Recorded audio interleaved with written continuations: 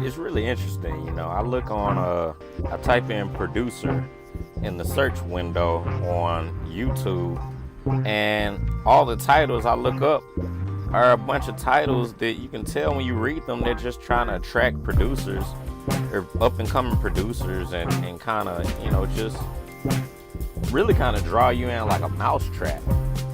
I don't think it's that complicated, to be honest with you. I think that the biggest thing about being a successful music producer is the same thing that makes you a successful person. You become a successful person by being a great person. You also become a successful person by having great relationships.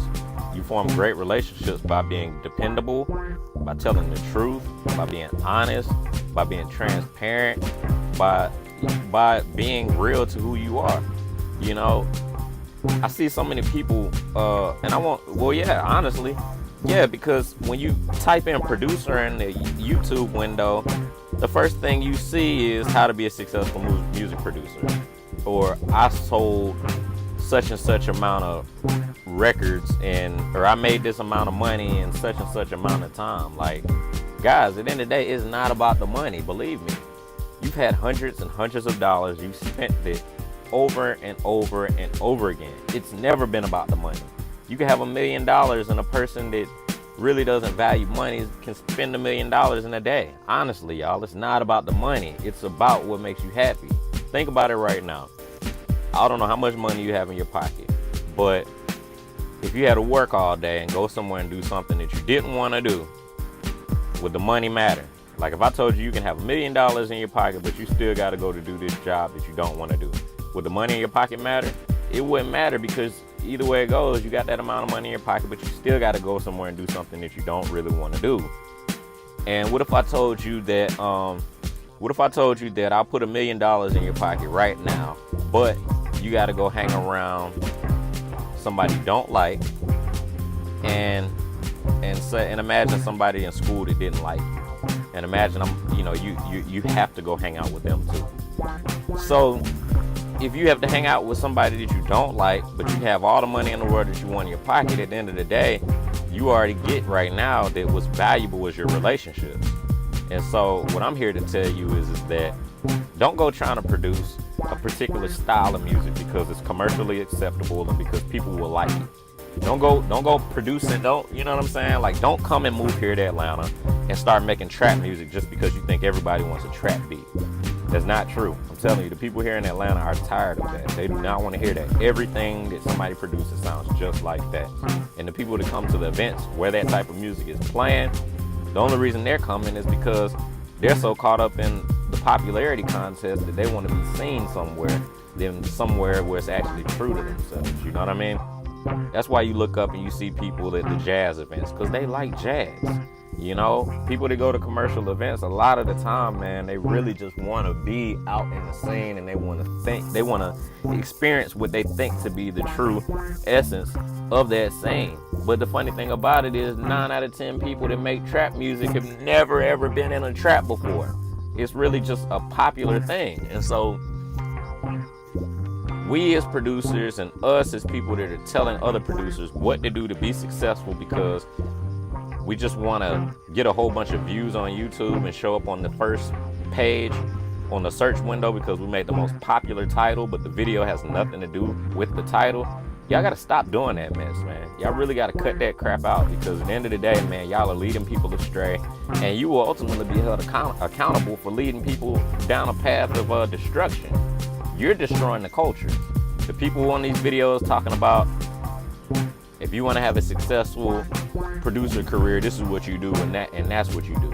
At the end of the day, nobody can tell you what you can do to be a successful producer. At the end of the day, if you like making country music and that's what's deep in your heart, but it's not popular, make country music because it feels real to you. You will attract a real audience that really likes you, instead of some style that you made up or something that you adjusted yourself to in order that people might like you. At the end of the day, the majority of videos I look up on the first page of a producer is a whole bunch of stuff that's basically saying, like, okay, well, style wise, if you want to be a successful producer, wear all black, you know what I mean, and get a nice watch and get some nice shoes and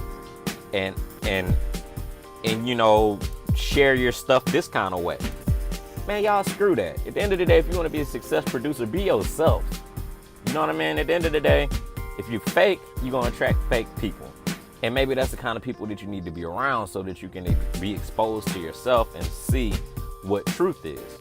At the end of the day, if you're a nerd, you'll attract people that are nerds just like you. You don't have to go try to be cool in order to try to attract cool people, because at the end of the day, they're going to see right through that. And what's the definition of cool, nerd, and all of these other things anyway? At the end of the day, you know, there's people out there that are just like Steve Urkel in real life. There's people out there that are just like, I don't know, Pharrell. There's people out there that are really, really like Kanye West. You know what I mean? They've gone through some traumatic experiences.